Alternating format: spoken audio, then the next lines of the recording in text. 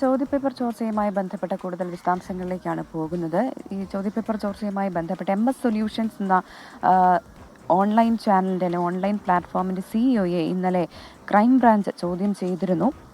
എന്തായാലും MS solution CEO crime branch ചോദ്യം ചെയ്ത സാഹചര്യത്തിൽ ചോദ്യങ്ങൾ തയ്യാറാക്കിയ അധ്യാപകരുടെ മൊഴിയും രേഖപ്പെടുത്തുന്നുണ്ട്. വിവാദങ്ങൾക്കിടെ കെമിസ്ട്രി പരീക്ഷയുടെ സാധ്യതാ ചോദ്യങ്ങളുമായി സിഇഒ ഷുഹൈബ് ഇന്നലെ യൂട്യൂബ് ലൈവിൽ പ്രത്യക്ഷപ്പെടുകയും ചെയ്തിരുന്നു. കോഴിക്കോട് നിന്നും ഷഹദ് റഹ്മാനാണ് അതിന്റെ കൂടുതൽ വിവരങ്ങളുമായി ചേർന്ന്. Shahad, very good morning. അപ്പോൾ ക്രിസ്മസ് പരീക്ഷ ചോദ്യപേപ്പർ ചോർച്ച, അതിൽ MS സൊല്യൂഷനെതിരെയുള്ള നടപടി അത് ക്രൈംബ്രാഞ്ച് കടുപ്പിക്കുന്നുണ്ട്, കൂടുതൽ പേരെ ചോദ്യം ചെയ്യേണ്ടതുണ്ട്. പക്ഷെ അതേസമയം തന്നെ MS സൊല്യൂഷന്റെ ഭാഗത്തുനിന്ന് ഒരു പ്രതിരോധം കാണുന്നുമുണ്ട്. അതിന്റെ ഭാഗമായിട്ടാണ്, അല്ലെങ്കിൽ ആ രീതിയിൽ അതിനെ വ്യാഖ്യാനിക്കാം. കഴിഞ്ഞ ദിവസം അതിന്റെ CEO നടത്തിയ യൂട്യൂബ് ലൈവ് നമ്മൾ കണ്ടതാണ്. ഇതിൽ തങ്ങൾക്കെതിരെ മാത്രം നടപടി വരുന്നു, അങ്ങനെയല്ല ചെയ്യേണ്ടത്, ചോദ്യപേപ്പർ ചോർച്ച ഉണ്ടായിട്ടില്ല, സമാന പാറ്റേണിലുള്ള ചോദ്യങ്ങൾ മാത്രം തയ്യാറാക്കിയതെന്നൊക്കെയുള്ള വിശദീകരണമൊക്കെ വരുന്നുണ്ട്. അപ്പോൾ ഈ കേസിന്റെ നിലവിലെ സ്വഭാവം എന്താണ്? ഏത് രീതിയിലാണ് ക്രൈംബ്രാഞ്ച് നീങ്ങുന്നത്? Very good morning Prajin and Pravitha. സത്യം പറഞ്ഞാൽ ഈ വിഷയത്തിൽ നമ്മുടെ നിയമ സംവിധാനങ്ങളെ ഒന്നാകെ വെല്ലുവിളിച്ച് മുന്നോട്ട് പോവുകയാണ് ഈ MS സൊല്യൂഷന്റെ CEO എന്ന് വേണമെങ്കിൽ നമുക്ക് ഈ ഒരു ഘട്ടത്തിൽ പറയാം. കാരണം ഒരു ഭാഗത്ത് പോലീസിന്റെയും അതുപോലെ തന്നെ ക്രൈംബ്രാഞ്ചിന്റെയും അന്വേഷണം ത്വരിതഗതിയിൽ നടക്കുന്നുണ്ട്.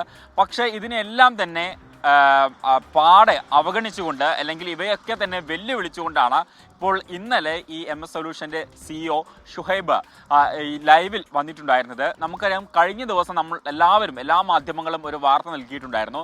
അതിന്റെ പ്രധാനപ്പെട്ട ഒരു ആധാരം എന്ന് പറയുന്നത് ഈ ഷുഹൈബ് തന്നെ ലൈവിൽ വന്നുകൊണ്ട് ഞാൻ താൽക്കാലികമായിട്ട് ഇതിന്റെ പ്രവർത്തനം അവസാനിപ്പിക്കാൻ പോവുകയാണ് എന്ന് പറയുന്നു. പിന്നീട് ഒരു ദിവസത്തേക്ക് യാതൊരുവിധ അനക്കവും ഉണ്ടായിരുന്നില്ല. എന്നാൽ ഇന്നലെ രാത്രി അപ്രതീക്ഷിതമായിട്ട് പെട്ടെന്ന് ഇതുമായി, അതായത് പുതിയ ഒരു ലൈവുമായിട്ട് ഇദ്ദേഹം വരികയാണ് ചെയ്തിട്ടുണ്ടായിരുന്നത്. ആ ലൈവിൽ അദ്ദേഹം പറയുന്നുമുണ്ട്, അതായത് താൻ ചെയ്യാത്ത കുറ്റത്തിനാണ് തന്നെ ക്രൂശിക്കുന്നത്.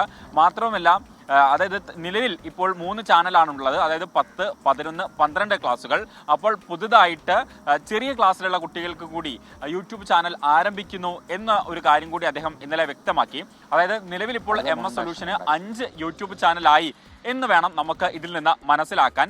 ഈ ക്രൈംബ്രാഞ്ചിന്റെ അന്വേഷണം ഇന്നലെ ആരംഭിച്ചിട്ടേ ഉള്ളൂ. അദ്ദേഹത്തെ ഇതുവരെ ചോദ്യം ചെയ്തിട്ടില്ല. കാരണം ആരോപണ വിധേയനാണ്. പക്ഷേ ഇതുവരെ അദ്ദേഹത്തെ ചോദ്യം ചെയ്തിട്ടില്ല. ഇന്ന് ഒരുപക്ഷെ ചോദ്യം ചെയ്തേക്കും എന്നുള്ളതാണ് നമുക്ക് മനസ്സിലാക്കാൻ സാധിക്കുന്നത്.